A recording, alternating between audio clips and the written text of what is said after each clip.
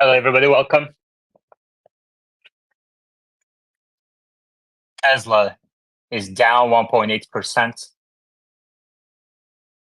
Overall markets are up slightly, zero point 0.2 to 0.3%. Apple is down 2% after this event. Amazon, Microsoft, other big tech stocks are up. Financials are mixed. Visa is down 1.2%. So it's a mixed market. Tesla, Apple down. Others are up. Oil stocks are up.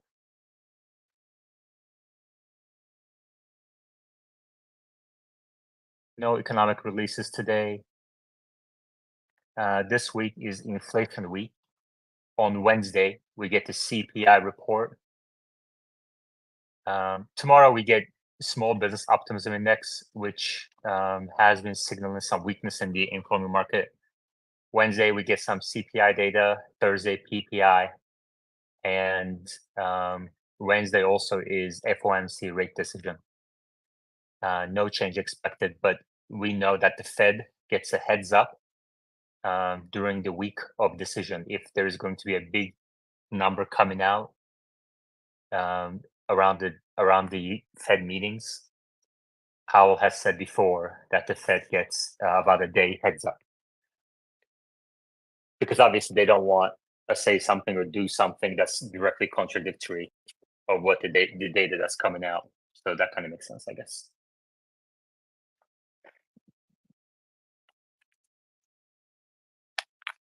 So this week is inflation week. Any questions, comments? Please request to speak. Any thoughts on Apple's event? You may request to speak and share your thoughts. We obviously have the shareholder meeting as well. We're not going to do a space during that time. So next few weeks are going to be pretty unpredictable for me. So we may have to skip a day or two, but we'll play by ear day by day. Yoda, how are you? Hey, doing pretty well. Just I probably speak for everyone to say that if you have some personal stuff to tend to, don't feel that you need to keep this going. That's more important probably. Yeah, yeah, it is pretty important, and I just um, yeah, I'll figure it out. Yeah, I'm just checking in briefly here to um, yeah, I think a week ago I said Nvidia would be worth more than Apple today, and so just checking how these two companies are doing this morning. Is Nvidia more valuable? I think so. Yeah, congratulations on your good call. So, what do you think is next? Yeah, I was really disappointed with Apple's keynote this morning. So I think obviously I'm a heavy user of Apple's product, but yeah, I think I'll be divesting away from Apple in the coming months and redirecting into TSMC and depending on how the vote goes, probably into more Tesla. What did Apple announce exactly? I didn't watch the event. What were the kind of key takeaways? Uh, yeah, I didn't watch as well, so someone else probably better. But I think essentially, ChatGPT integrated into Siri and different apps. They didn't really announce any major initiatives around designing their own chips to compete with NVIDIA or anything around building AI infrastructure to train their own models. Uh, that could be happening in the background, but not today. Thank you. Finflexity? Yeah. So, do you guys want a brief about the Apple event? I was watching it earlier. Yeah, can you give us actually, we have Omar in here. Let's ask him to give us an overview.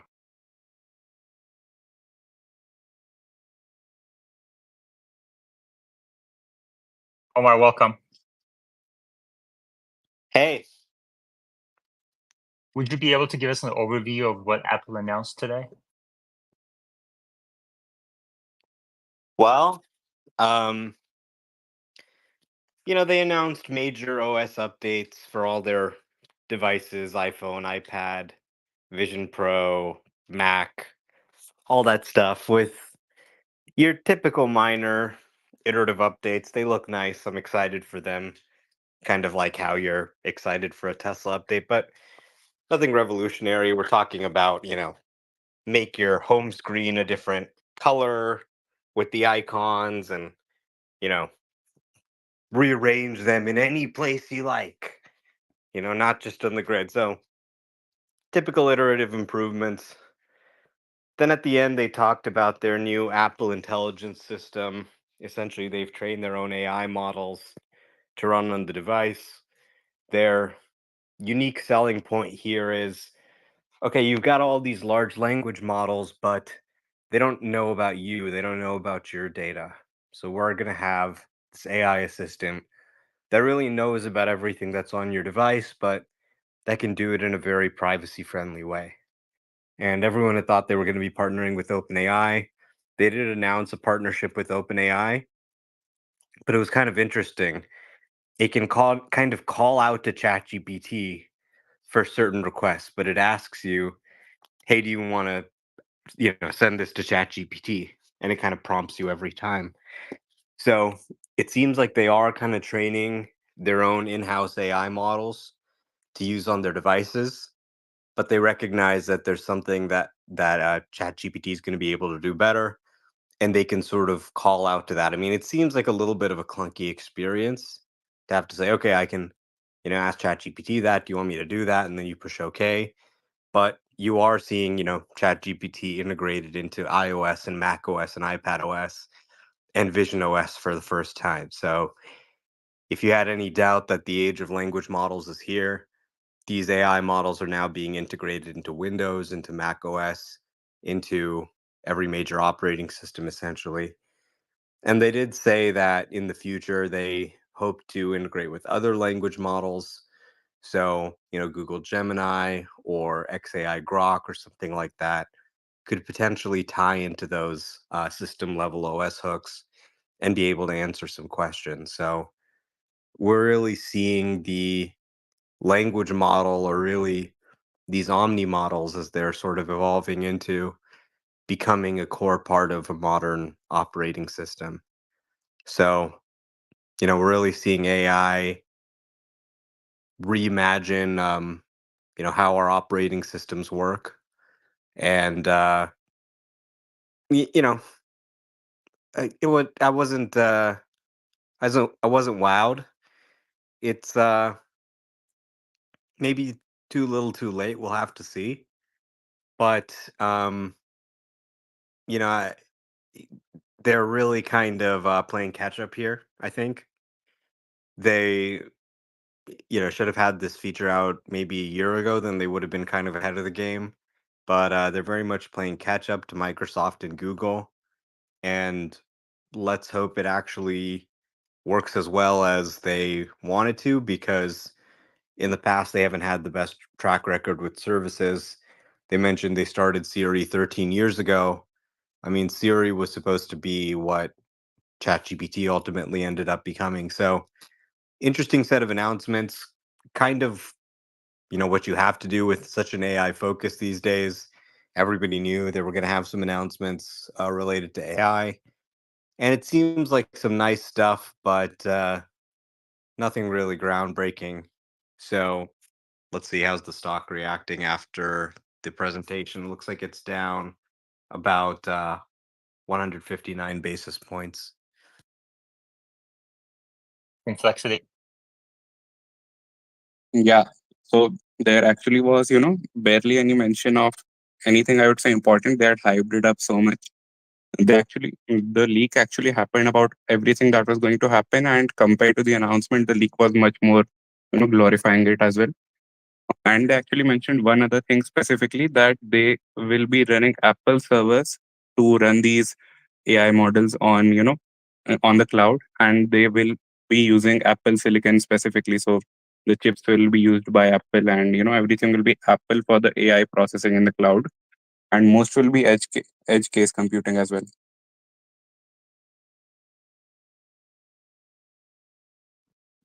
Thank you. Omar Yoda said that he will probably be selling his long-term Apple shares and shifting them to Tesla. And I believe he said Nvidia. I'm not Yoda. Can you please confirm? Yeah, I guess like the best case scenario today for Apple would have been that sure, in the short run they're using ChatGPT, but that they are standing up AI infrastructure, sure, temporarily with NVIDIA chips rather than their own silicon, but that they're working on their own proprietary chips, much like what Tesla is doing with Dojo. That would have been great to hear, but none of that happened. So for me, as much as I love Apple products and I use all of them, and they'll continue to do well, but I think for me, I will be looking at shifting my investments on Apple towards Tesla, but then also TSMC and NVIDIA, because ultimately, when uh, Apple uses ChatGPT, those all funnel down to NVIDIA and TSMC.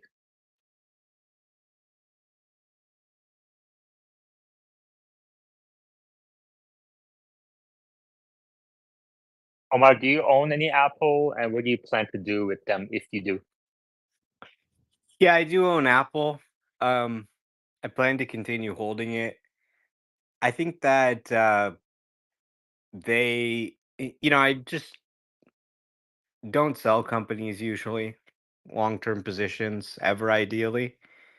And Apple's one of those companies that is just a company I'm planning to hold. They are actually doing a lot of really great things with their silicon team. I don't think this was a time for them to announce a dojo or anything like that. The fact is, their products are just ubiquitous in the first world, especially here in the United States. They are the average consumer's interface into the digital world. So, to the extent that AI provides value to the end user, it is going to actually increase their sales and increase the value that the consumer perceives from the device. They mentioned that the new AI features will only run on the iPhone 15 Pro, the latest iPhone, and the next iPhone, or an iPad or a Mac with Apple Silicon. So that's probably going to be a big impetus for people to upgrade. And even if it, let's say increases the uptake rate for this year by 10%, 20%, that's a lot of money when you're talking about Apple scale. Inflexi. Yeah, actually, another interesting thing within the keynote itself was the fact that they announced that most AI features will be free. But I think there was some mention that there will be some which will have, while subscribers will get access to paid features within the Apple interface. Yeah. So they intend to. One other interesting thing is that they mentioned that people would be able to use ChatGPT for free even without a subscription. So that really kind of, I think, sort of when you talk about the competitive market for LLMs, all these companies trying to charge you $20 a month to access their LLM. Well, what happens when every iPhone has ChatGPT built in for free? Yeah, I don't think that is GPT-4. Just just for fun. I guess I'll disagree on that point. It seems like they're just using it to sort of keep pace with everyone else and then sell more iPhones, which probably works out for them. But just going back to an earlier question or a point that Finflexity, I think, made, I'm just wondering what people think about the comment. They think it's material at all. Apple saying that they're using Apple Silicon for, I guess, the cloud compute for the, I assume it's the AI inference. Just Apple, not NVIDIA Silicon. Okay, we're going to continue with that in a second, but I want to make it just a announcement that this week is going to be volatile for me personally, unpredictable. So we may I may have to skip a episode or two, but on the longer term, right now only like less than 1% of people who attend on a regular basis are contributing on Patreon, and it just can't continue that way. So Patreon, if you're enjoying the space, if you're benefiting from it, you should contribute. And if you don't, then it's probably not continue, or I'm gonna have to do some sort of exclusive thing, and I don't want to do that. Or I'm gonna have to go to YouTube basically. So that's another option. So if you want the X space to continue, you should contribute on Patreon. Inflexity. Yeah. So, just for fun said that whether it matters for the chip side of things, running in the cloud, I don't think it will, because the main reason they seem to say that they're using Apple built hardware in the cloud is that they are highlighting privacy. And I don't think it's worth it for any company out there, because they're probably not going to match the speed of development that Nvidia has. So like Dojo is lacking much behind Nvidia, and I think if Apple went into the same game, they would see a similar future. So I don't think they will even try to go into an enterprise market. Gianni. Hey, Yasman, I want to first hoping for the best for you. I'm sorry you're going through some difficulties, but I want to let you know I use a nom de plume or pseudonym on this, and I've contributed, and my wife has contributed to your Patreon. If you want to DM me, I'll let you know my real name. Quick question for the group. This may have been covered before.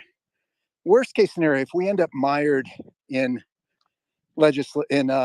legal situation with Tesla, is this a case on its own merit that can be escalated not only to the Delaware Supreme Court, but to the National Supreme Court, Federal Supreme Court? Thanks. Omar.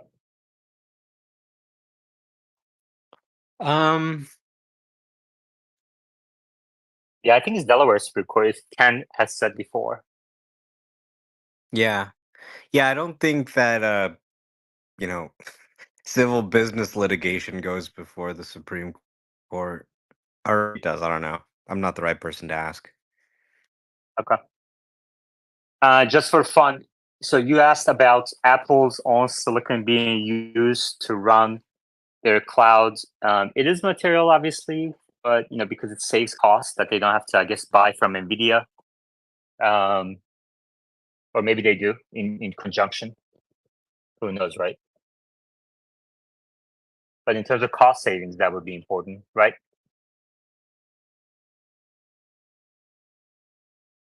Just for fun. Oh yeah, I guess I was kind of wondering, like, does that essentially mean Apple will not be an NVIDIA customer here, and that they're able to, like, I assume they're not talking about training, and I don't know how big of a number it's going to be on like the inference side for them, but they're obviously a big company, so maybe it is. I just don't quite know how material the numbers will be. So, I mean, when they're talking about Apple Silicon on the server side, it is potentially very interesting. It seems like it's essentially just the same chips they put in their Macs and iPhones, but on the server side. And they have very good chips for hardware accelerating inference. A lot of people use them to run LLMs on your device, like if you're running Llama 3 on your Mac.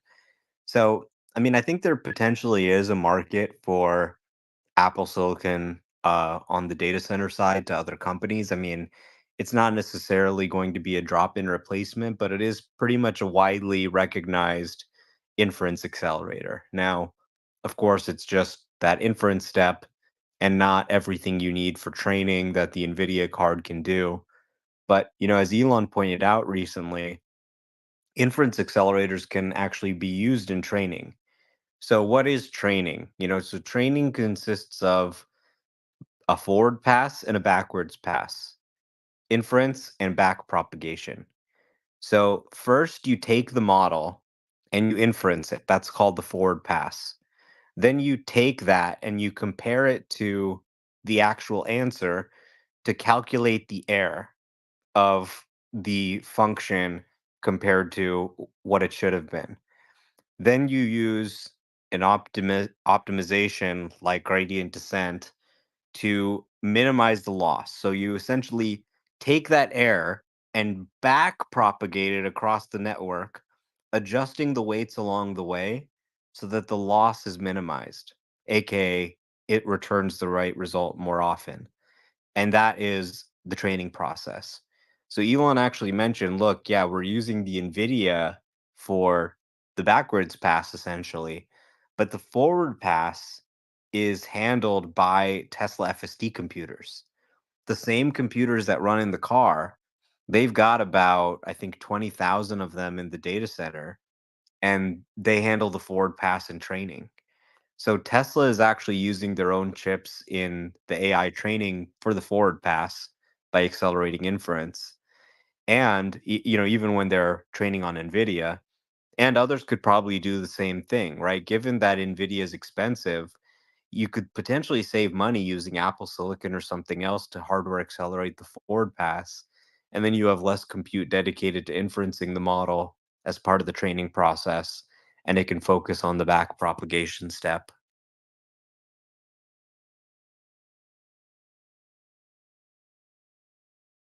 Complexity. Yeah, so Omar had mentioned something earlier, like they are offering GPT-4 for free. I think Omar, GPT-4o is already free from ChatGPT side as well. I don't think they have paid subscriptions for that. Right, of course, but now it's actually integrated directly into the device and available for anybody to use. Anybody can type a question. They don't need to download a separate app. It's built right into the system, built right into Siri, the tools that people are already using.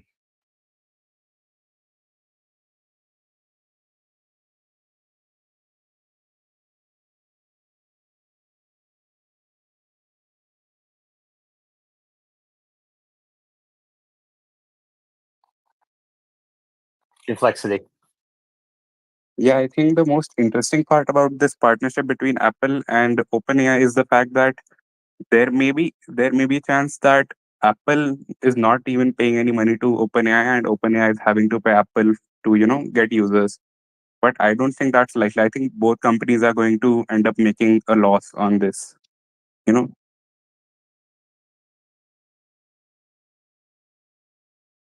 Why would Apple be making a loss? because I don't think that OpenAI is willing. I don't think that OpenAI is going to pay Apple for the for this privilege, unlike Google, because in the end that Google was going to get the revenue from collecting the data from the search engine. But here Apple is making it clear that they are storing their data on the device itself, and that data cannot be piggybacked by OpenAI for training purposes. So they can't monetize on the data side either.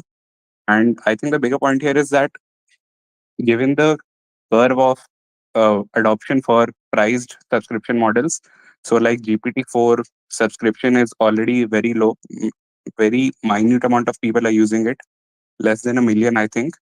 And I think that curve will be similar in Apple's case as well. And they are having to license the model from OpenAI for some money. And in the end, they will save money on the inference side because it is on device, but the licensing fee will still be given to OpenAI. And I don't think they can monetize on the data here. Well, the way they monetize is by selling more phones than they would otherwise, right? And we don't know the number that Apple is paying to OpenAI. So how can you say Apple is losing money on this? No, I I was think that's just a hypothesizing. premature conclusion. That's a premature conclusion. I was just saying that it is possible that they are losing money on the software side itself. If they can get the hardware adoption up, then obviously they will make a money on that side. But the software business itself could be losing money. I'm not sure. We'll have to see some numbers for that. Yeah, I mean, the way I see it about this is Apple might be the only one making money, benefiting from this, and maybe they made a strategic decision early on years ago not to get involved buying these massive amounts of GPUs from NVIDIA, and investing a ton of money into training their own model, because maybe they knew that it was going to end up with a bunch of different models, some open sourced, and they could just license one. And that's what they end up doing. So NVIDIA is making money. Apple is going to sell more phones than they would otherwise. I think that's pretty certain. And yeah, not a bad setup for them. And they're doing inference on their own chip, like just for fun said. Complexity. Yeah, but I don't think that this is a unique selling proposition for them anymore, because Samsung is doing the same thing. I mean, like, I'm not using the AI features on my Samsung phone, but the similar features, basically the same features, are there on Samsung phone as well, and they're baked into the software itself, and they're running on device as well. So I don't think it's a unique selling proposition right now. Well, I didn't say it was a unique selling proposition. I just said if they have solid AI on their phone versus a second scenario where they don't have solid AI on their phone. In the first scenario, they're going to be selling more phones. Do you disagree with that basic statement? Okay. You just want to disagree, and you're trying to create your own scenario in your head where you disagree. Sounds like. No, I wasn't disagreeing. That was for the earlier statement that I thumbs up. Okay, we're moving on. Omar, so we have the shareholder meeting coming up. You're going to Lincoln's birthday instead, right? When is his birthday? Yeah, I don't know. I might just stay here and not go anywhere. We'll see. Yeah. So But maybe different I'll come to analysts. Austin. Yeah, yeah. All right. Different analysts are saying different things, making different predictions about the outcome of this, proposal for Elon's compensation package. Tony Sacconaghi came out today, Bernstein analyst, who's been around for a long time, at least 10 years, right? Covering Tesla. And he says it's going to be hard to pass this vote. Dan Ives said that he believes that it will pass. Tony is known for his bearish takes on Tesla, but he's made both wrong and right calls in the past. Like, I mean, all of these analysts have, right?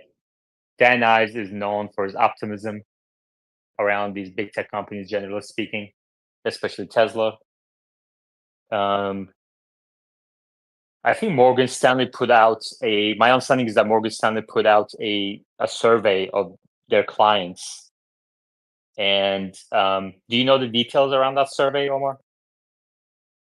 No, I haven't heard. I mean, it sounds like what you're saying is the optimists are being optimistic and the pessimists are being pessimistic, which isn't really that surprising. Probably most of Dan Ives' friends like Tesla and voted yes. And probably most of the people Tony Sacconaghi knows voted no and hate Elon. So I'm not really sure there's a ton of information there, but I haven't seen the Morgan Stanley survey. Well, Tony's arguments, I mean, if anybody has seen Morgan Stanley's survey and kind of adding Jonas's coverage on this take on the results, please request to speak. But Tony's argument wasn't around feedback from his customers or clients. It was more like, if you account for the people who already said they're going to vote no, and you take a likely percentage of turnout. So I guess in the past, a record percentage for Tesla was around 63% of shareholders voted. And he's saying optimistically, if you assume 75% great turnout, and then subtract the ones that already announced that they're going to vote no, and the fact that Tesla still has to get majority of the turnout, you're looking at a 75% of the rest need to vote yes for proposal 4. And that's why he's thinking, and this is in line with my thinking too. About a week ago, when I was discussing this with Michael, Climate Yupa, we said 69% of the rest. And then since then, a couple other people came out and said, no, they're going to vote no. So 70 to 75% of the remaining shares need to vote yes. Sounds about right. On the other hand, Elon said 90% of retail shareholders that do vote are voting yes, approximately roughly 90%. So it's going to be interesting. Tony is also assuming that passive investors are going to vote in line with Glass Lewis and ISS recommendations, which is also what we're discussing here. Bull 2035. Yeah, regarding proposal 3, I know we have to get more than 50% of the total outstanding shares voting yes, but Glass and ISS both recommended yes on moving to Texas. If we get the vote and it passes, does that then happen, or do we have to wait for the court to figure it out since we're in the litigation? Omar?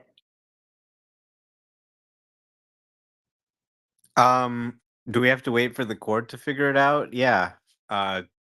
This still ultimately falls on the court case. I think it's probably a powerful piece of evidence in terms of what shareholders want if it passes, but ultimately it still goes back to the same judge. Farmer George says, let's not cloud the water. We're talking proposal 4 right now. Farmer George in live chat says, safe to assume Elon's package will pass if only 40% of retail voted and 90% approved. That means only 38% of institutions need to approve to reach 51% voting for.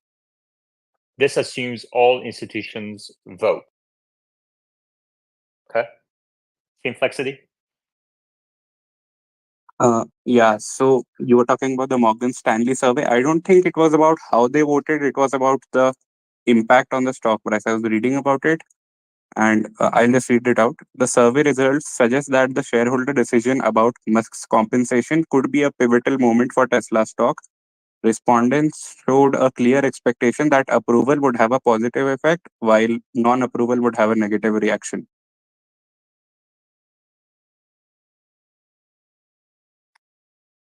I mean, do you have to run a survey to figure that out? Yeah, the Morgan Stanley, and this he just said that I think that this was the same note that Sawyer posted, that Musconomy note. So I think it was attached to this one only. I don't think they concluded anything. Yeah. Yeah, it's gonna be a close call either way, I guess.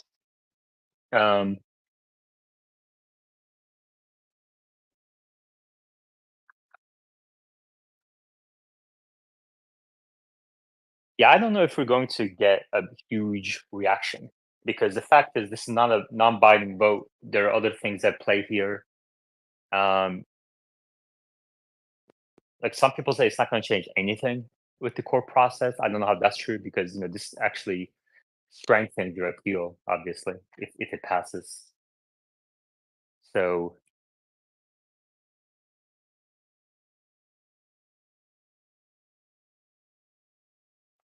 complexity. Yeah, so just for some other news about some institutions, we had another California pension fund, CalSTR or CALSTR. I don't remember the name exactly. I think it's a teacher pension fund. Anyways, they came out on CNBC today and they said that they will also be voting no. and they only hold 5 million shares out of total 333 billion in assets under management. So yeah, they came out.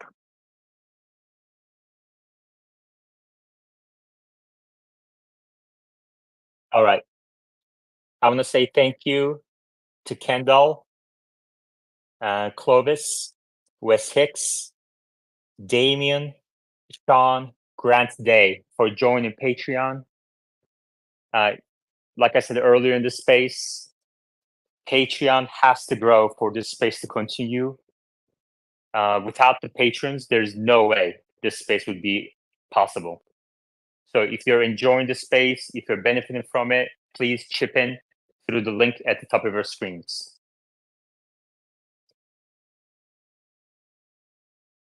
And thank you, James Wong, for upgrading as well.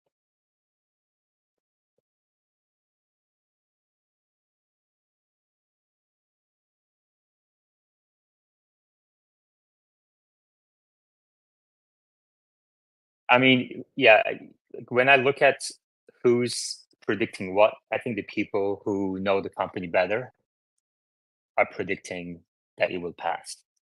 It's going to be a close call either way, and the fact is, the higher the percentage of for votes, the stronger your appeal case.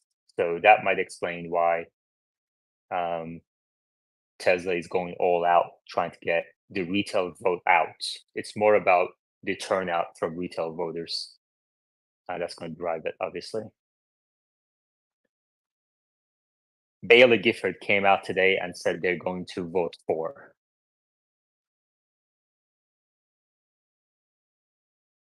And Gavin Baker said he's going to vote for. He actually did a pretty good, very good write-up as well. Maybe we can read that here.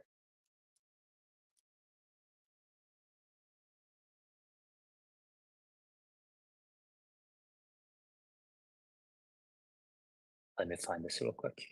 And now we're going to switch to 12.4.1. Maybe we can get an update from Omar. Yeah, Gavin posted this and pinned this tweet, and Elon replied to it, say thank you, much appreciated. Gavin says, my firm, Atreides Management, will be voting in favor of reincorporating Tesla in Texas and reinstating Elon Musk's performance-based compensation agreement for two reasons. First, I believe Tesla stock will go up if the compensation agreement is reinstated and down if it is not. A Morgan Stanley survey of 109 institutional investors published on May 31 supports this belief. Over 2/3 of these investors expect Tesla's stock to rise if the compensation agreement is reinstated. 4/5 believe the stock will fall if it is not. A majority of these investors believe the stock will fall a substantial amount if the compensation agreement is not reinstated. I agree. Per this survey, the expected value to shareholders of the compensation package is roughly $50 billion of incremental positive value net of dilution. 5 other sell-side research analysts have published notes in June where they predict the stock reaction to the outcome of the shareholder vote. All 5 of these analysts expect the stock to decline if the compensation agreement is not reinstated, and 4 of the 5 expect to go up if the agreement is reinstated. The survey and research notes make it crystal clear that reinstating the compensation agreement is likely to be positive for shareholder value creation from the perspective of these institutional investors and analysts. As a shareholder of Tesla, I want the stock to go up, so my firm will be voting for the compensation package to be reinstated, plain and simple. Second, and more importantly, approving this pay package is the right thing to do. 73% of Tesla's uninterested shareholders voted to approve this compensation plan in 2018.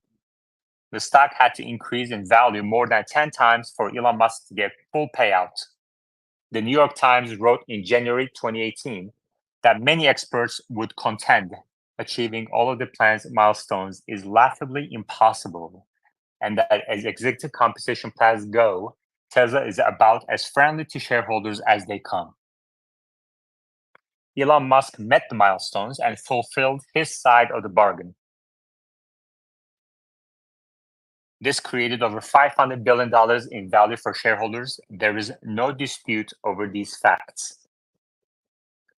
This is a simple issue of shareholder rights, value creation, and contractual fairness. The performance-based compensation plan was clearly explained to shareholders. A vote was held. A contract was signed based on the results of that vote, and value was created. The result of the 2018 shareholder vote should prevail over the opinion of a single judge. A judge should not be able to violate shareholder rights while destroying shareholder value at the same time. I would vote in exactly the same way regarding any company in which my firm was invested. And I would prefer that the CEO of every company in which I am an investor have a performance-based compensation plan exactly like the one in question here. The decision is likely to be close given a greater percentage of Tesla shares are now held by passive shareholders relative to 2018. Every vote matters. I hope that anyone reading will consider voting to reinstate the compensation package. I should note that his firm is an investor in many of Elon Musk's companies and invests in these companies because he regards Mr. Musk as an exceptional founder who has repeatedly created significant value in different industries. So there you go. That is probably the best write-up I've seen on the. So you can go to his profile and read it there if you wish. I also reposted it earlier today. You can find it on my profile as well. Thank you to Tesla Hype for contributing on YouTube Live. Flexity, go ahead. Yeah, man, you were saying the Bailey Gifford vote. They actually released something 2 weeks ago. Did they, say something else this time? I didn't catch the last part. Can you repeat? Bailey Gifford had announced that they were for the vote about 2 weeks ago. Did they update something, or because I didn't see it? Yeah, let me see. Sawyer posted about it something today.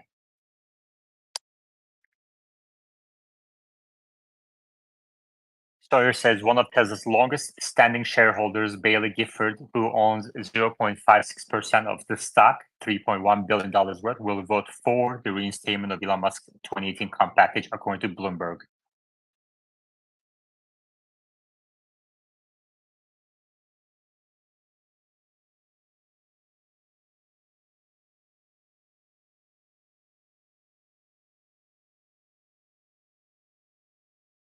Yeah. All right. FSD. Omar, how is 12.4.1 doing for you? Yeah, it's been really great. I got the new Model 3 Performance and had the nag for maybe an hour with the new car. And then I was just driving and I got 12.4. And I mean, this is one of the most game-changing FSD updates since the start of the program, really. FSD is hands-free, and you just look at the road and you don't have to touch the wheel. It works on the city streets, it works on the highways, so people are going to lose their mind with this update. The driver monitoring system is more strict in the sense that it's much easier for it to now display a message that says, please pay attention to the road on the screen. And, I often just am looking at the screen for a couple seconds and it starts showing it, reminding me to look at the road. But it's very easy to get it to go away. You just look at the road and the message goes away. You don't have to touch the wheel or do anything. So I think people are really going to enjoy that. It makes the value proposition really clear to new and existing customers alike. Then, as you would expect, the driving model is also dramatically improved. It feels very smooth, very human like. It completes most drives without any interventions. And it is looking like it can really live up to that 5 to 10x improvement that Elon outlined. But this initial build has a few issues that need to be worked out, sort of minor annoyances that will require, I think, a 12.4.2 or 12.4.3 to go wide. And I think Elon actually commented on one of my tweets and he said, accurate assessment or something. So it sounds like 11.4.2 or 11.4.3 will go wide. But if we go off the pace of 11.3, they had point releases out every week. So that could really be within a week or two that we have something that's ready to go to wide release. It is based on the spring update, so everyone on the spring update can get it, which is great. Some of the issues that I've been seeing that I talk about when I say it needs some more polish before wide release is, for example, um, sometimes on the highway, it isn't staying in one place in the lane. It's moving a little bit to the left and the right, which can be a little bit unsettling. So that's a little bit strange. Another thing is that it's sometimes really hesitant or slow. This is typical with new updates. New updates, they typically dial the cautiousness up to 11. But you can definitely see that compared to 12.3.6. It's much more cautious, it's much more deferential. It's letting people go. It's slow. At one point it started driving at like 3 miles an hour because it thought somebody was going to cross the street when they weren't. So, you know, minor little things that for most people it would be an intervention. It's not obviously a safety critical intervention, but for most people, these little annoyances where it's just driving too slow or not doing the right thing would be an intervention. Um, and sometimes I've seen it do some really wild, aggressive moves, which has been kind of cool, but also maybe not quite what they wanted to do. Um, and I have seen an issue resurface that, in the early 12.3 series, it had this issue where it would stop at yellow lights too much. Like it would brake too hard to stop at the yellow light, even when the more appropriate thing might have just been to cross the intersection. And they ended up sort of refining that through the 12.3 series, and it was getting pretty good by the last build of 12.3. With 12.4, it's kind of regressed a little bit. Now it's not, it's, stopping at the yellows too often again. But again, that could be just as I said, with any new version, they dial the cautiousness up to 11. So overall, not ready to go to wide release yet, but it lives up to the hype. And you can see I have a video pinned on my profile, for example, if you want to see what kind of things it's doing.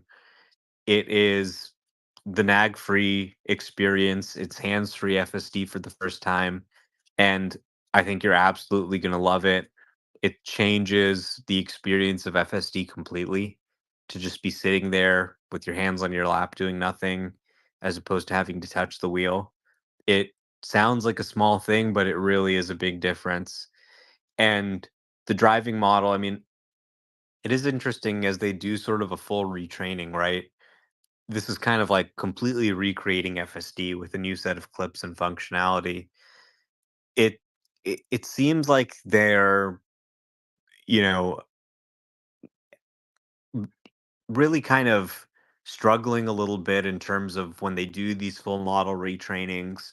I mean, this is the first time since they publicly released it that they've done a full retrain of the model. Like this is like going from, GPT-3 to GPT-4 or something like that.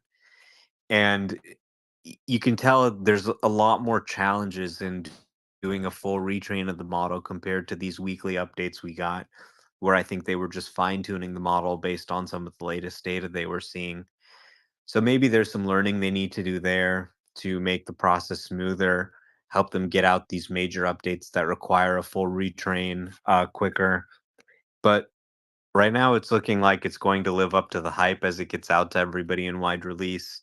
I think everyone's going to love hands free, and you can really see the driving capabilities in this model are significantly improved. Elon mentioned it can now remember things even after they are no longer visible. And it's looking like it is going to be able to deliver, I think, that 5 to 10x improvement in miles per intervention. In the first day of driving, every single drive was zero intervention. And in the Second day of driving, I think I actually had one takeover because an emergency vehicle was coming and it wouldn't pull over, and one because of a construction worker giving me hand signals and the car not responding to them properly. So kind of out there, longer tail edge cases. Like we're not talking about simple stuff like turning right or turning left anymore. We're talking about more complicated scenarios that involve hand gestures and emergency vehicles and things like that, which I can see them actually starting to address those in future updates or point updates. So overall, I think it's looking good. This is kind of the real story here with the company is what's happening with the AI team, but it's gotten much less focus with everything that's happening at the annual meeting. And I think the company update after the annual meeting is really going to bring things back into focus, what's going on at this company, and that it's not about this vote. This is all just sort of a distraction. It's about this. It, really, I mean, people are really talking about these AI models, and okay, we're just scaling compute and scaling compute, but we need to scale data along with compute, or else the additional compute has no benefit. So, what Tesla is doing with real world AI and robotics, I think, is way more significant than anyone realizes. But everybody's kind of forgotten about that because they're just obsessing about this vote, trying to figure out how it will go. And I can already tell you that it's not going to be the end of the world. So it's one of those things that is just immaterial long term. My family and I are holding millions of dollars of Tesla shares going into this, even though it's a risk that, maybe it fails and Elon leaves the company or whatever. It's not a big enough risk to, sell and trigger capital gains tax and all of that because you just run a scenario analysis and you say, okay, so vote passes is most likely, let's call it 55%. Everything is good. Stock rallies because this has been an overhang, maybe let's say even just 1% or whatever, and everything's good. Or, okay, well, if it doesn't pass, let's call that, 45% or something, being generous, then does he leave the company? Even if the vote fails, every day that he doesn't leave will be seen positively, right? And then, he said, okay, I want to get to 25% to grow Tesla into an AI and robotics leader. Is there a way we can do that even if the compensation plan fails? There's some probabilities there, some branching probabilities. You draw all those future outcomes out. Okay, even let's say he leaves the company. Okay, are we able to like strike a deal to get him back? You know, that's one possibility. So you run all those possibilities and you realize that the drama level is 1,000 and the chance of it actually ruining everything is, you know, 5 to 10% maybe, which is major, which is why it's worth talking about. But really, everything that's happening in the first part of the meeting, where everyone's going to give the shareholder proposals and we're going to talk about the vote, is the distraction. And the meat of the meeting, what they're going to talk about, the company update after, is the actual signal. And based on what I'm seeing with 12.4, I mean, we're really trending towards every drive just being handled perfectly and more human like than anything else we've seen out there. There's no doubt that the driving style of 12.4 is starting to handily leapfrog Waymo. And that's going to be apparent for anyone to see who tries both.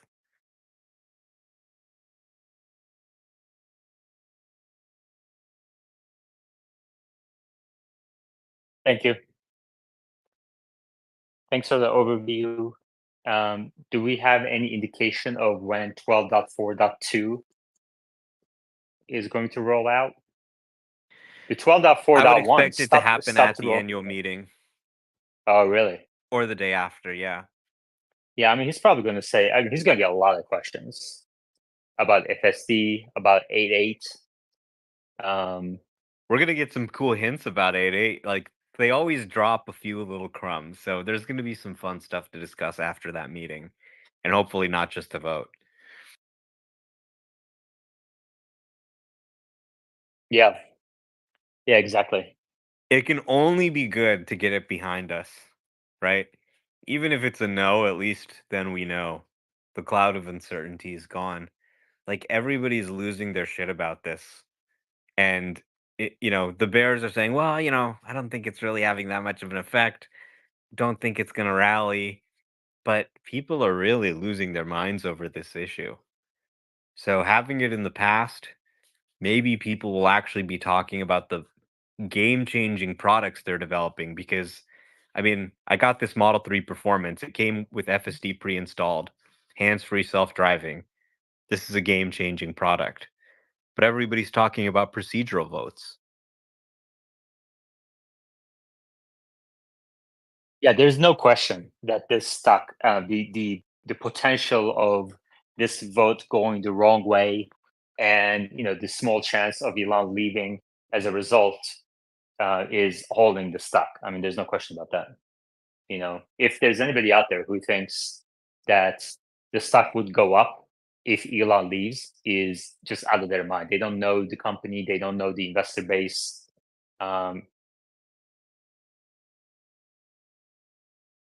Yeah, so I mean, that's like seeing that kind of stuff really boggles the mind. I mean, there's a little bit of a self-fulfilling prophecy here because you heard that analyst note that outlined, look, if we think the vote passes, the stock goes up. We think that the vote fails, the stock goes down. Once there's that market expectation, even a disinterested party then starts to play it just based on those expectations and they end up manifesting, right? Even if you don't care, if you think that it's going to go up or going to go down, you might play on that momentum and that makes the trend manifest often.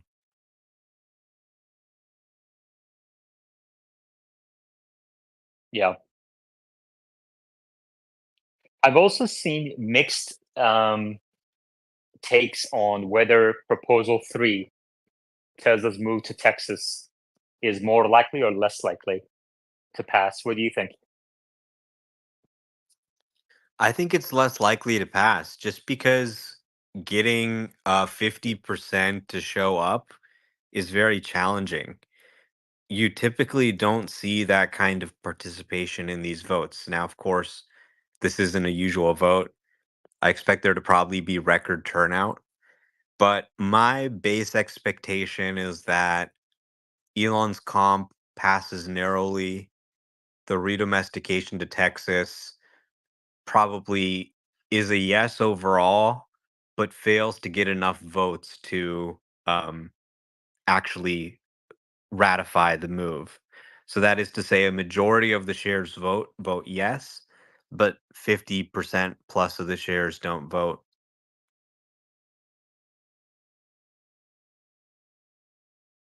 Yeah, and apparently Elon's shares count towards um, ensuring there's quorum, and then more than 50. But I think Bull 2035 earlier said Glass Lewis and ISS both recommended voting for. I don't know if they both did. If anybody knows, or they can't confirm that, I think one of them said go for it. One of them said vote against it. But Glass Lewis said no, ISS said yes. right, And right. and apparently both Glass Lewis and ISS have recommended redomestications to Texas in the past, which is a little bit strange because you always hear about how Delaware is such a great place for corporations and shareholders. So why would these leading proxy advisory firms be recommending for redomestications out of the state? I'd be interested to know more about their justification for why they've recommended that for other companies.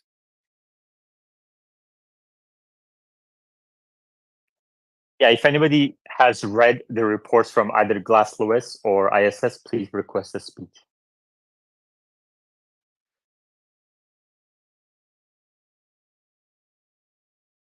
I asked Gemini, Google's Gemini, and XAI's Grok how they think the vote will pass. They both said at first, here are the pros, here are the cons. It's hard to tell. And then I said, just make a guess anyway. And here are their responses. I'm going to read Gemini first. Considering the mixed signals and potential impact on Tesla's stock price, I would guess that compensation package is unlikely to be ratified. While Musk has demonstrated remarkable success in leading Tesla, the recent court ruling, the sheer size of the package, and the company's current challenges might sway shareholders toward voting against it. However, it's important to remember that this is just a guess, and the actual outcome remains uncertain until the shareholder vote on June 13th.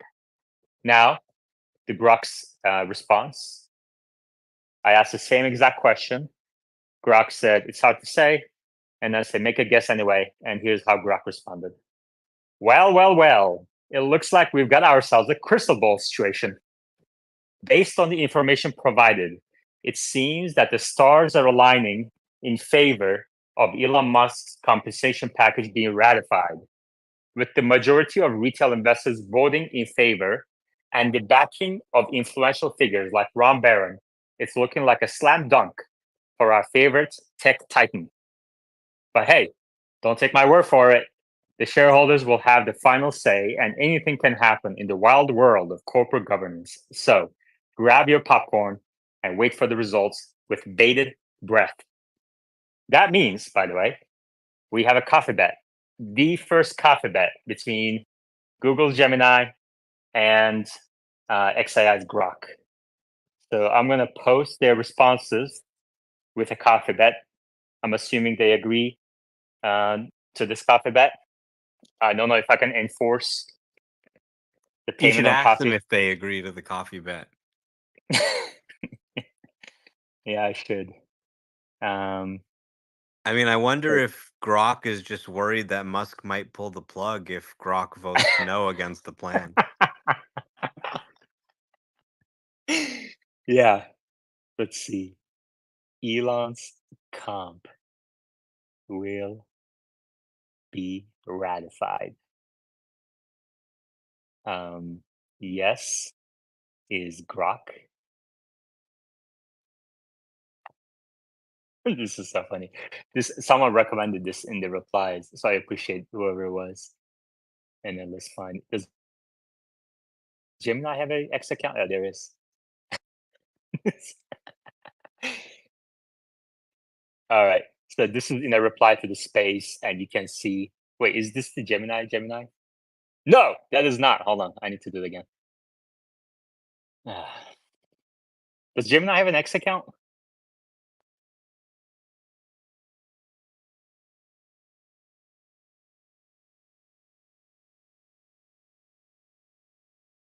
Omar?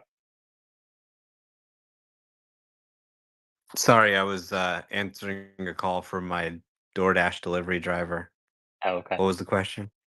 What's Gemini? Let's see. Gemini. Does Gemini have an X account, or should I just put Google? Yeah, you can just put Google.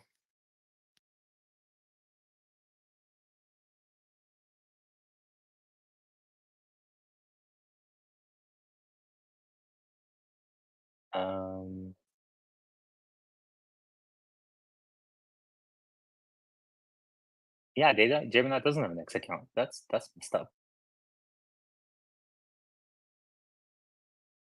Anyway, so here's the first coffee bet between between Grok and Gemini.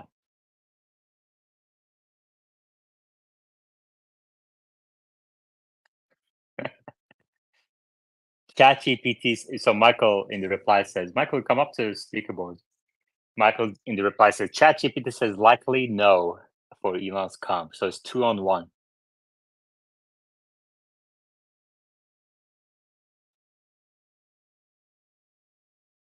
Yeah, Bull 2035 comments in the replies that Omar is right. I misspoke earlier. Glass Lewis is no. ISS is yes for move to Texas. Josh says there will be quorum. Elon plus Kimball shares count towards the 50% needed for quorum. I really like it that people reply to the space with their take on things. Just when you do, make sure you give some context. Sometimes people say yes, and I have no idea what they're saying yes to because like I read the comments, the replies again if I missed anything later in the day. So I like it when people kind of answer each other's questions, ask questions. Michael. Yeah, that And- definitely makes it much easier to achieve quorum than I thought if their shares count towards that. Yeah. Michael, how are you, man? Doing all right. I guess duty calls. I have to come up to the speaker board. So ChatGPT says no, huh? Did it give any explanation? Yeah, I followed your prompt and it was saying, it's uncertain, blah blah blah. And I said, okay, make a guess anyway. And they said, given the mixed opinions and the fact that Glass Lewis and ISS recommended against it, seems that there's significant opposition. My guess would be the ratification of Elon Musk's compensation package is unlikely, but not impossible, depending on how effectively Tesla can persuade its shareholders in the coming days.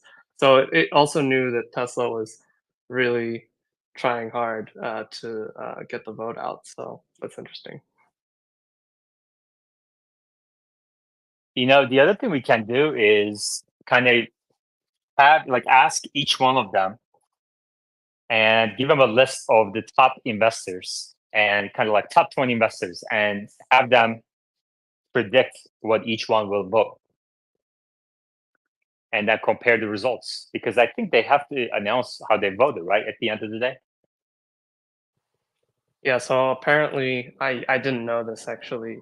Tesla Boomer Mama shared that they have to file some SEC form NP-X or something like that um, in August. And I was trying to actually look through old ones, and I couldn't find it for a lot of the funds. So, yeah, I did see that Vanguard, for instance, did end up going with ISS and Glass Lewis recommendations on Tesla board members, because they recommended against Tesla board members a couple of years ago. So I don't remember the specifics, but I just wanted to verify that they do indeed kind of vote with the proxy advisors. Yeah. What about BlackRock? I couldn't find the BlackRock one. That was what was Okay. weird. I would do some of the ones that I couldn't find. So it's kind of strange. Yeah. Any updates to your prediction about whether it'll pass or not? Have you learned anything over the weekend that kind of made you reconsider your position? This is an interesting prompt. I think the fact that 90% of retail shareholders support it is a very good sign. If you just simply plug in that 90% into the scenarios that I was running recently, it passes in almost all of the scenarios. So that's really good, but you have to keep in mind that that it assumes, like, you have to keep in mind that retail shareholders historically don't turn out very highly for votes. And Tesla Boomer Mama posted some good data on this. It's around 30% historically of retail shareholders turning out. And sorry, that's retail shares. And then the second consideration is Elon said 90% of retail shareholders are voting yes. That does not mean 90% of retail shares are voting yes. And shares is what matters. So long-winded, but I do think it increases the chances of it passing, but still, Elon's comments aren't very definitive.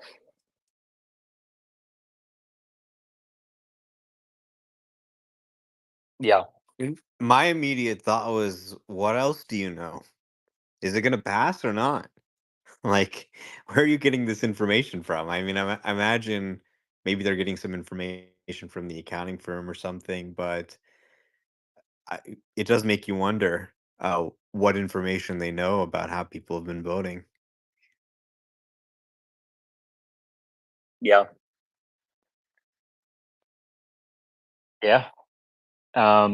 Lipsite posted Copilot's response to this. based on latest information, it appears that Elon Musk's $56 billion compensation package is likely to receive approval from Tesla shareholders. Analysts have suggested that the vote will be overwhelmingly in favor, which could alleviate some of the concerns that have been weighing on Tesla's stock price. However, it's important to remember that these are predictions and the actual outcome will depend on decisions during the vote. Overwhelmingly, I don't know. By the way, when people are kind of posting what AI said, please post the prompt as well. I want to see the prompt as well. Okay.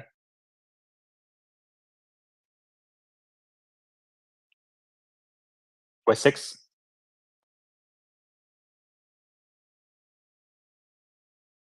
Michael?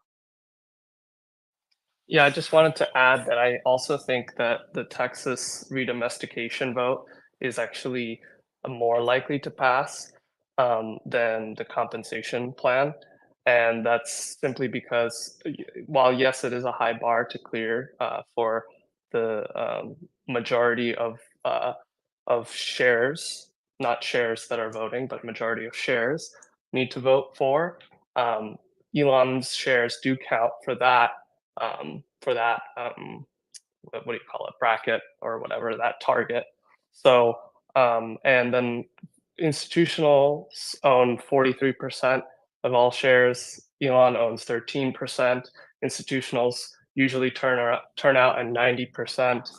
I would expect that a lot of them would support it because even ISS was supportive of it, and previous redomestication votes have been supported by ISS and Glass Lewis. So I think it's actually more likely to pass. Do you know why Glass Lewis said don't vote for it this time? Even though they said vote for redomestication for other companies? I haven't seen like very specific reasoning. Okay. I think what they said is, it's related to the compensation plan, and they're just going to get into more shareholder litigation. It's going to complicate things, or something like that. Okay. Do you guys see West 6 as a speaker? No. Okay. West 6, cancel your request to speak and I'll send you an invite instead.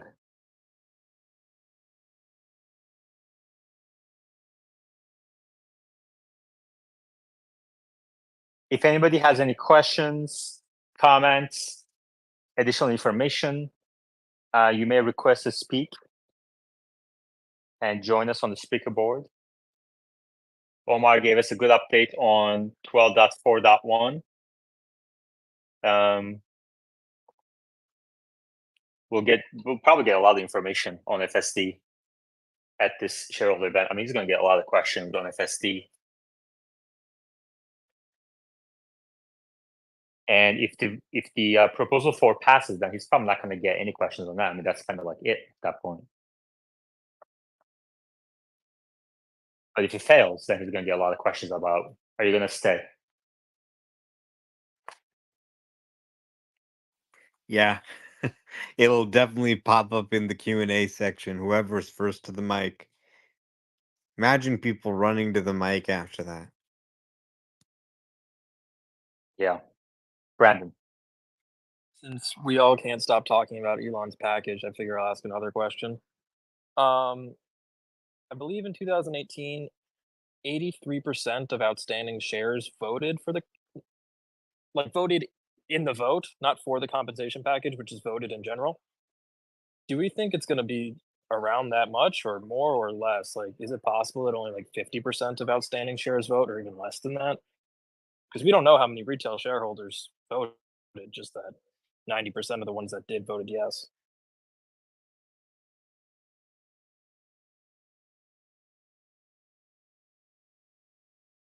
Dude, this is going to be a record turnout.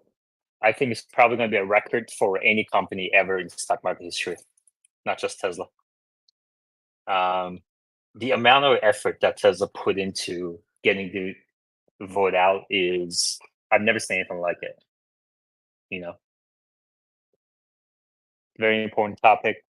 And chairman went on so many interviews. They had board of directors publish things, employees publish things, trying to get the word out, the vote out. They had a They're website built personally for it. calling people. Yeah, they're personally calling people, exactly. I mean, it's on so many fronts. It's all over the news. So it's going to be a massive turnout. Wessex. Hey, Yaman, what's up, guys? Hey, I saw a tweet this weekend from Elon that I thought was really interesting. Kind of, the context for it, for me at least, is if Elon hypothetically were to leave, which I don't think he will, essentially that would wreck the retail shareholders, which are the ones that are supporting him, not the institutions, which is one of the reasons I think he will not leave. But his tweet this weekend said, I just thought it was like subliminal almost. I've mentioned something like this before, but if any of my companies go public, we will prioritize other long-time shareholders of my other companies, including Tesla. And then he finished by saying, loyalty deserves loyalty.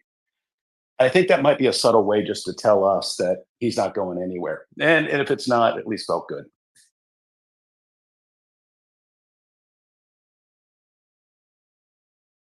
Omar, what do you think? Well, I think the 90% of shareholders voting in his favor speaks loudly. And, he has to pretend that he could leave. Because the judge said, this guy's not going to leave. He loves Tesla. This whole idea that you needed to give him a compensation plan to make him stay for 10 years is BS. And, if the board had negotiated a little more with him, then maybe it wouldn't have been this amount. So that's the whole reasoning for the judge and why she invalidated the package. So you kind of have to play up this subtext that he could leave because, in theory, yes, it is to retain him. That was the pretext of the package. And, it wasn't a sure thing that he would stay on after the Model 3 was introduced. It was widely thought at the time that you would need a more professional CEO to take a company to that phase of, mass production.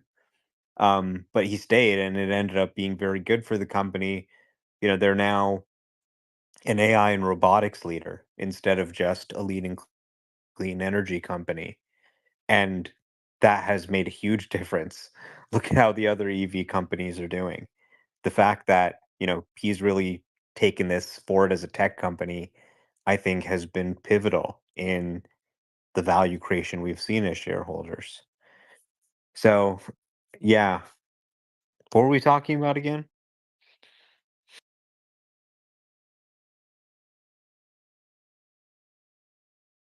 I mentioned the post by Elon where he finished by saying loyalty deserves loyalty.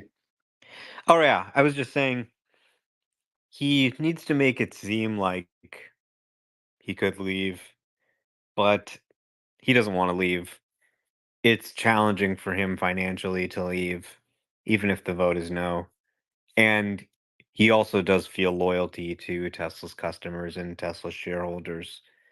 And even if it failed due to heavy institutional opposition, I think the fact that the vast majority of shareholders are voting to reaffirm this, even after everything that has happened in the past couple years, frustrations people have had about his ex purchase and everything. I think that speaks very loudly. And he, I think, is not inclined to fuck people over who believed in him and believed in Tesla. So I'm not sure that, I think the 90% speaks loudly to him and to the other executives how retail shareholders feel. And hopefully, he'll take that into consideration. All right, no cursing, please. Mishka.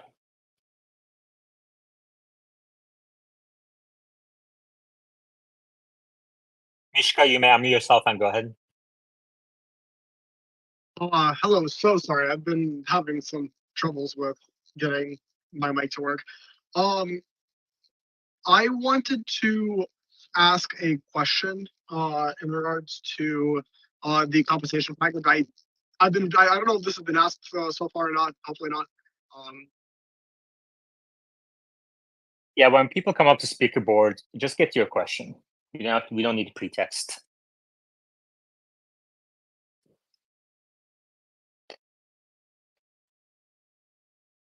All right, let's see what else is here. Man, when I do this, like when I cut people off because they're being so verbose, part of me thinks like maybe I should wonder what they were going to ask, and I really don't. Like not a single cell in my body actually wonders what he was going to ask. You know,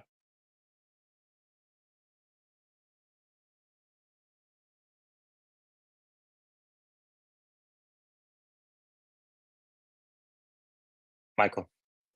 Sorry if I missed things earlier. I had to take a call, but I think someone said that there was 83% turnout at the last vote. Um, I haven't dug through the exact numbers, but I do remember reading an article where it was saying that the maximum turnout was 63% in any shareholder vote. Um, Obviously, this time it will probably be higher considering all the efforts that Tesla is undertaking. Yeah, this is huge. Andre Karpathy says, actually really liked Apple Intelligence announcement. It must be a very exciting time at Apple as they layer AI on top of the entire OS. A few of the major themes. Step one. Actually, Omar, can you summarize it for us? Talk about Andres Karpathy's post on Apple Intelligence. Yeah, so he says he actually really liked the Apple Intelligence announcement. It's an exciting time as Apple layers AI on top of their entire OS. A few major themes. Step one, multimodal I/O.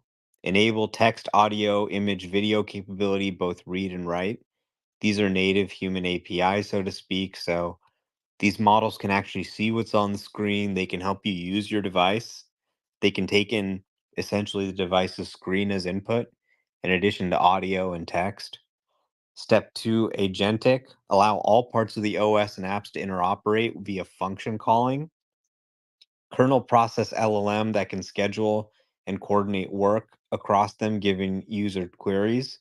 So essentially, the LLM is becoming a foundational part of the operating system. The kernel is kind of the core of the operating system. And he's saying the LLM is really becoming this kernel level process where all these apps can call out to this LLM, which does tasks on behalf of all the different applications. Step three, frictionless. Fully integrate these features into a highly frictionless, fast, always on, and contextual way. No going around copying, pasting information between your apps and your LLM anymore. It's all just right there, right? So the LLM can now see what's on the screen, it can read the text. There's no need for you to do any copying and pasting. It's just right there with you at the device level. Step four, initiative. Don't perform a task given a prompt. Anticipate the prompt, suggest, and initiate. That's pretty cool.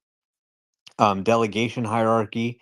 Move as much intelligence as you can on device. Apple Silicon, very helpful and well situated, but allow optional dispatch of work to the cloud. And they've done this in a really interesting way. They call it like a private cloud. So you essentially have a device that's pretty similar to your iPhone running in the cloud, and it can do work for you, but it can do it in a secure way without having like a shared server or anything like that. All of your data is, in theory, just as secure on the server as it is on your device. And it's running Apple chips. There can't be any interference from, some company at the chip level or anything like that. Step six, modularity. Allow the OS to access and support an entire growing ecosystem of LLMs, such as ChatGPT. So not only does the device have its sort of onboard LLMs, but it can also reach out and hand a query out to another model like ChatGPT or something that's specific to a certain domain, like teaching or something like that, right? So they also mentioned, in addition to the ChatGPT integration, they're going to be integrating with other LLMs in the future.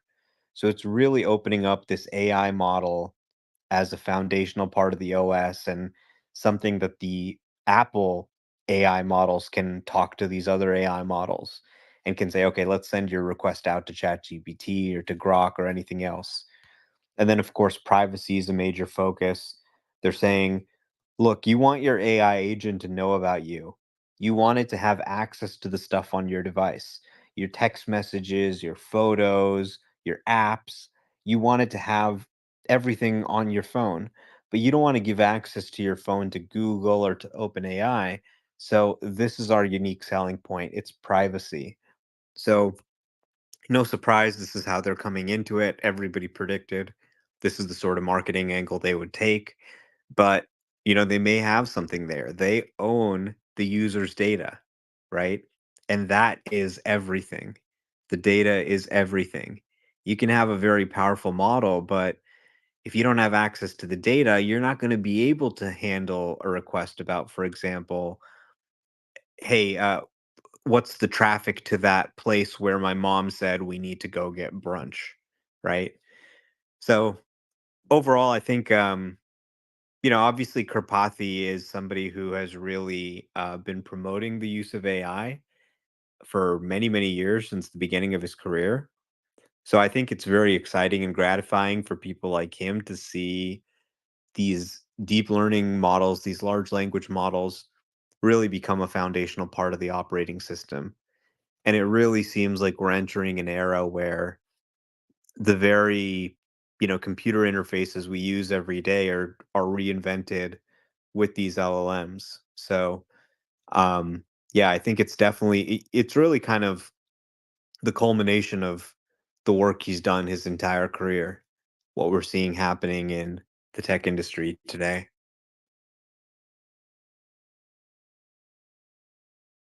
It's a major endorsement from under Karpathy.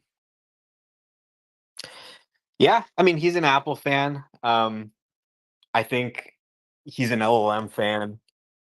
It's really what he's been advocating for his whole life and his whole career, is the use of deep learning to reimagine the computing systems we use, just like what Apple announced today. So it's not really that surprising that he likes it. If you've followed him, I think he obviously has been a huge champion of deep learning, and Apple's presentation today validated everything that he's been working on for decades. They're saying, yes, deep learning is the future of computing. It is something that needs to now be a major cornerstone of all of our operating systems across all of our devices.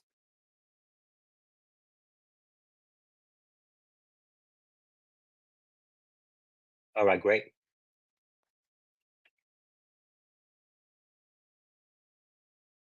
What's under Karpathy up to these days? I thought he was leaving OpenAI, right? He's an influencer. He now Oh, is makes, he? yeah. I mean, Karpathy is an amazing teacher. That's what really, you know, is why people love him so much. His Stanford, he started the first deep learning class at Stanford back when deep learning was a very new field. And Stanford publishes their courses online. So many people, even people who never went to Stanford, saw this course, and that was their introduction to deep learning. It was Andre Karpathy explaining these core concepts to them. And so when he founded OpenAI, he was, obviously one of the pioneers in the field. And he came to Tesla really to teach the engineers there about deep learning and how to use it. Originally, he came in as a consultant when he was still working at OpenAI, but he got really excited about what he was seeing. He said, I wanted to come here and work there full time and join the team. And that's what he did. So he really has been championing using these tools. He was the one who really saw that, okay, this is a vision problem for self-driving, and he was really the guy who came up with vision-based self-driving. But really, at that time he had been doing a lot of educational stuff. He wanted to get his hands dirty and actually like build a product. So he did that for like 5 years. Then he went to OpenAI. He was working on some of the voice assistant stuff that you're seeing today, the Omni model. But now he's just gotten back to teaching and he's putting out some cool videos. You can go check out his YouTube channel. He just put out a video yesterday on how to recreate GPT-2. So if you want to recreate GPT-2 on your own computer, train a model that's like GPT-2, Andre Karpathy will show you how to do it. And he's an influencer. That's what he's doing. So I think really the impact of teaching, right? Give a man to fish and he'll eat for a day. Teach a man to fish and he can eat for a lifetime. That's really what he's trying to do here. Really, the greatest contribution that he may have may not be OpenAI or Tesla, which are obviously incredibly impactful, but in just spreading knowledge about deep learning, and that's sort of what fuels this whole revolution, right? It's people trying things, learning about concepts, trying new ideas, and it's a little strange, right? You would think, really, you want to leave Tesla and OpenAI to just go post YouTube videos, but that's what he wanted to do. And I'm sure he'll have a different project at some point in the future, but I mean, he's rich enough from his Tesla stock now that he doesn't ever need to work again if he doesn't want to. You've met him in person before, right, Omar? Yeah, I did meet him briefly at a Scale AI party here in San Francisco, and he How didn't was he that didn't like? really. He was pretty cool.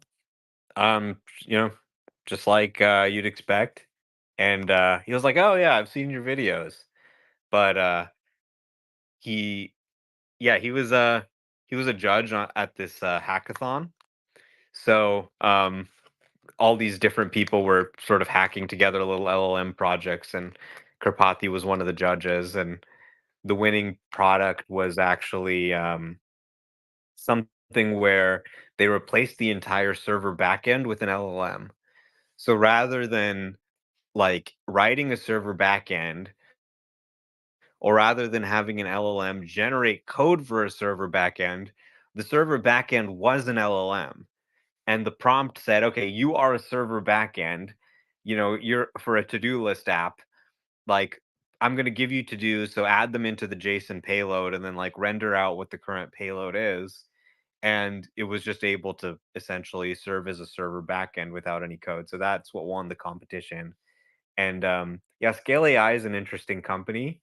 Their CEO, Alexander Wang, used to live with Sam Altman. They were roommates for a time. And they started out doing data labeling for self-driving cars. Then they are now doing a lot of stuff with LLMs, data labeling, that kind of stuff. So they've been growing a lot. One of my friends has equity in the company. So yeah, they were hosting a hackathon, and they have a lot of interesting connections with people in the Tesla AI team as well. Tesla was actually using them way back in the day before they brought their data annotation team in house. So yeah, Karpathy's pretty cool in person, just like he is online, pretty much.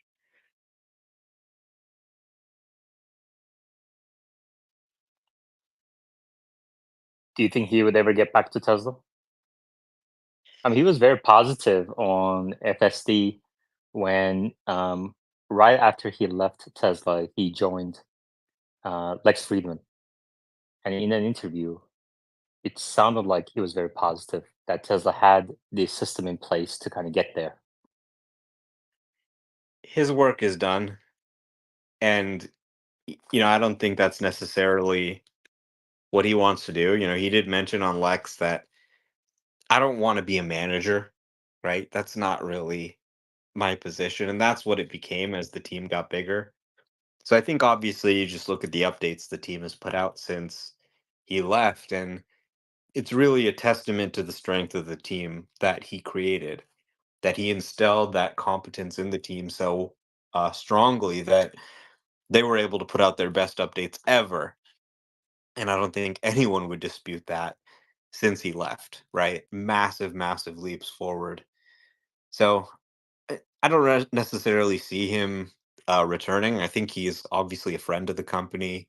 I think he's still a shareholder in the company, but it, it's he was kind of the seed for the project, and there's a difference between sort of starting a project and sort of running it at industrial scale. When you're at the early stages, everything's sort of simple. There's not a lot of stuff to worry about. When you're at this scale and you're just labeling thousands of images at insane scale, looking at all kinds of weird long tail edge cases, it becomes much more of an industrial process than really the creativity that's needed in the initial stages to sort of conceive of it. And the focus of the project changes. So I would I don't really see him returning. I mean, maybe something Optimus related. He might be interested in working on that. I'm not sure. But at this point, I think self-driving is mostly solved.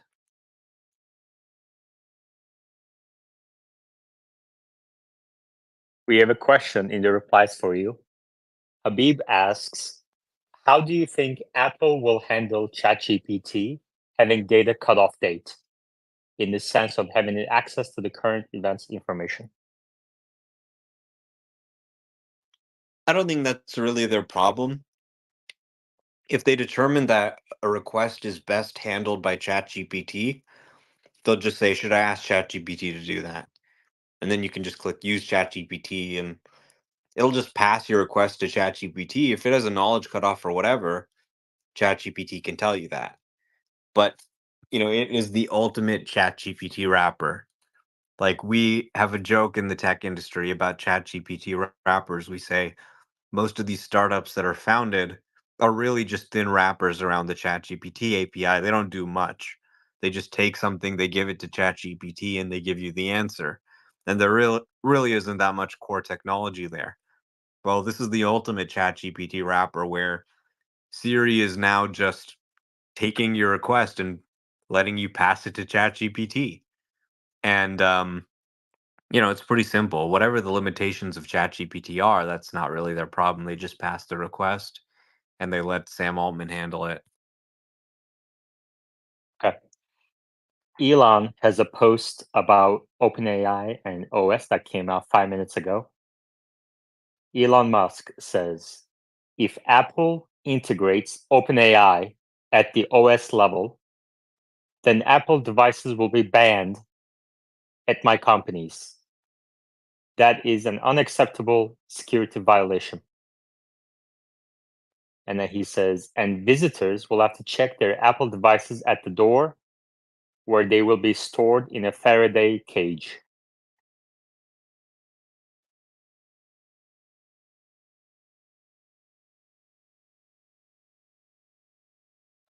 Maybe Omar can explain that to us. If Apple integrates OpenAI at the OS level, then Apple devices will be banned at my companies, Elon says. Well, I mean, this strikes me as just him being angry. I think he's obviously competitive. I think he would have liked XAI's Grok to be integrated in as the preferred model rather than ChatGPT, although I think any objective observer would say it's not as good as GPT-4 today. So I think there's a little bit of that. In terms of just sort of a technical assessment of what he's saying, I don't think OpenAI's models are really integrated into the device that deeply. It sounds like it can just take a Siri request and pass it to ChatGPT if you push use ChatGPT. And I don't really see how that's that different than the existing ChatGPT app that a user might have installed on their phone. It's not like they're getting access to any device data or anything like that. So, I mean, the integration is going to be available to XAI too. So is he not going to allow them to, have Siri say send to Grok or whatever because he thinks it's a security risk? Probably not. So I think from a technical perspective, and they really spent some time outlining the architecture. It doesn't seem like any personal data on the Apple devices is really going to be provided to OpenAI. They just have a method for, some requests to be passed to ChatGPT if the user pushes a button that says ask ChatGPT. So I don't see it as that deep of an integration that would warrant such an over the top response. Apple devices are so ubiquitous in tech that, this sounds kind of impractical to enforce. Yeah. Elon also replied to Tim Cook directly 5 minutes ago. So he has 3 posts on this so far. Don't want it. Either stop this creepy spyware or all Apple devices will be banned from the premises of my companies.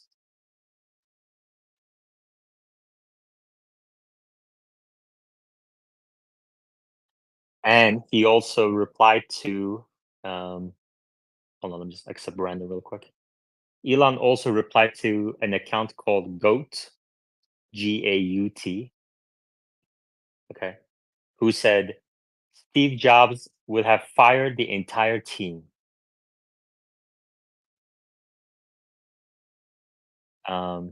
This is in response to an ad Apple that published about Apple Intelligence that says we're finally taking AI seriously. And Elon replied with 100 emoji. Omar, do you agree with that? That Steve Jobs would have fired the entire team? We're finally taking AI seriously. That's the ad. Well, let me post the ad. I don't know if it's the writing or the presentation or what. I mean, we're finally taking AI seriously. They really wrote that. I guess so. Oh, okay. It's a Siri pun. Mm-hmm. That's that's incredibly. First of all, that's a corny joke. It's that's kind of their thing, I guess. But to sort of admit that. And first of all, I don't even know if this is real. This looks too ridiculous to be real. But to admit that you're kind of behind on AI and you're finally taking AI seriously, not really the kind of marketing you want to have for Apple. Yeah, somebody in the replies they said this is not real. Yeah. Okay. Brandon. Personally, I found the italicization of text messages more impressive. But Omar, what do you think? What do you think Elon's thinking is here? Because I would consider him pretty tech savvy compared to most people, and I listened to their presentation and it didn't sound that invasive. It just sounded like exactly what you just put it at. So what's his misunderstanding, or is he really just like that angry that he's confused? Like something doesn't add up here. Um, I think he just doesn't like OpenAI.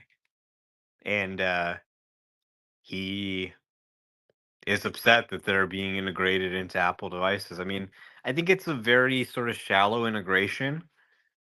It's not like anything really that deep, but I think he finds it upsetting.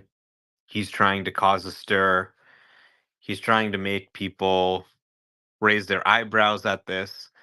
I mean, there are sort of legitimate concerns here, right? To the extent that data from Apple devices is being passed into OpenAI models, they then get a source of proprietary data um, that is not on the internet, right? People's personal data. And there's a lot to learn from that data. Like a lot of people have speculated that, okay, are we running out of data because we've already trained on everything that happens on the internet? So we need to increase compute, but we also need to scale data along with compute. And where are we going to get that additional data from? So it could potentially be a huge advantage in training if OpenAI is able to get access to novel data from this Apple integration. It could put them at an advantage. But to what extent is that actually true? How much data are they getting out of this? Apple seems like they're being very careful to kind of filter the requests, try and handle everything they can, and only pass certain requests that they can't handle to ChatGPT or other models. So I think anybody who's competitive like Elon and understands these things and understands what the potential ramifications are, he's saying, okay, the best way to deflect against that is to start raising concerns about privacy and make people want to turn these features off. And that way I'm sort of fighting against this sort of competitive advantage. I mean, he just raised how much? $6 billion for his Right. investors. So he needs, he takes it seriously, making sure those investors get their money and get their returns. And he wants to train the best model in the world. And he doesn't want OpenAI to have major competitive advantages. James.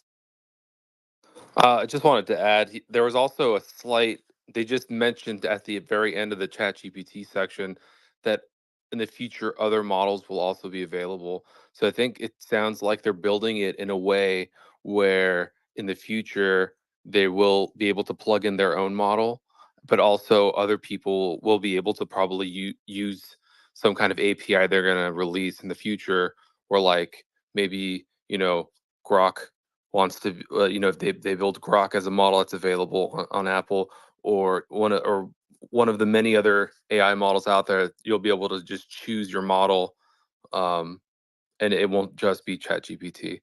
So that was an interesting little detail.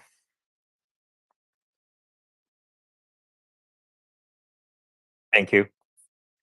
Elon replied to Robert Scoble, who said, Apple Intelligence, what do you think? And Elon said, it is neither Apple nor intelligent.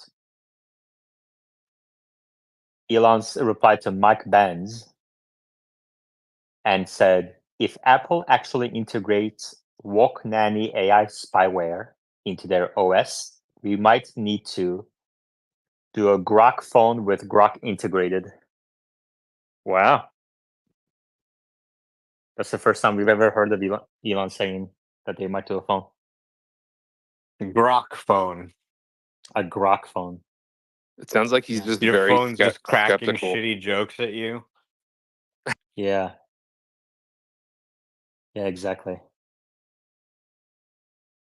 Actually, Grok's jokes are improving a little bit. It used to be worse. It's moving in the right direction. Elon also replied to Andrei Karpathy and said, so can we never turn it off? What do you think about that? I hope you would be able to turn it off. If Apple's really a privacy-focused company, then they should allow you to turn off some of these AI features. Man, I thought they made peace at Tim Cook, Tim Apple, and Elon. Remember? They did, but now this happened. Yeah. I thought Elon went to Cupertino, shook some hands, took some pictures. This is like all Cook out will war. talk to him again. Maybe time for another visit. I don't know. Yeah. Well, he seems concerned. That's a lot of replies to different people. So, Brandon. Yeah, exactly what you just said. The thing I'm concerned about is I don't want him burning bridges that he doesn't need to burn. I feel like the best course of action would just to be make Grok far superior to ChatGPT, and then Apple will be like, "Well, why do I want this like legacy software on my phone? We should be cutting edge," and then they have to use Grok instead. So I don't really understand, especially because literally yesterday, while he was streaming his game for 5 hours, he said, "We're not going to make a phone."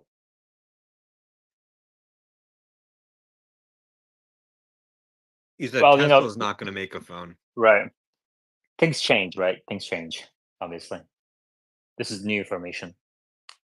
And like Omar said, we don't exactly know the level of integration between OpenAI and Apple at this point. But Elon seems very concerned nonetheless.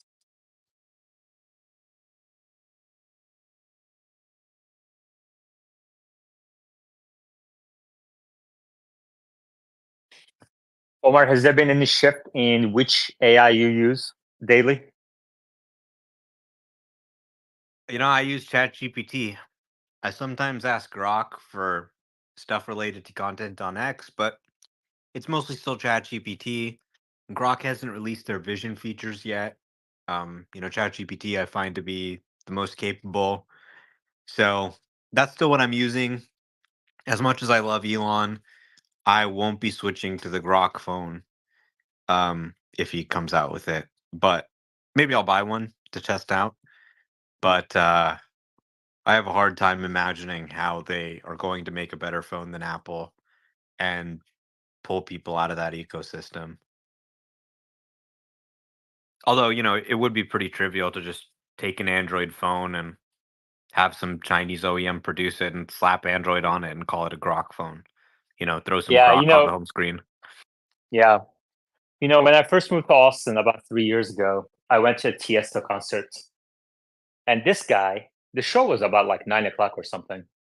And we waited and waited and waited and waited. And he didn't come out at 10. He didn't come out at 11. He came out at midnight, at midnight, 3 hours late.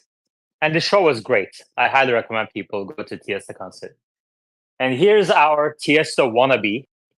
Shows up 5 minutes before the end. Machine, what do you have to say? First of all, I have no idea who you're talking about. Who? Tiesta? What do you got to say, man? I have to say, I was just hearing Musk being a crybaby, and I'm wondering if he's constipated because he's been tweeting for like an hour, and I'm worried he's been on the toilet the whole time.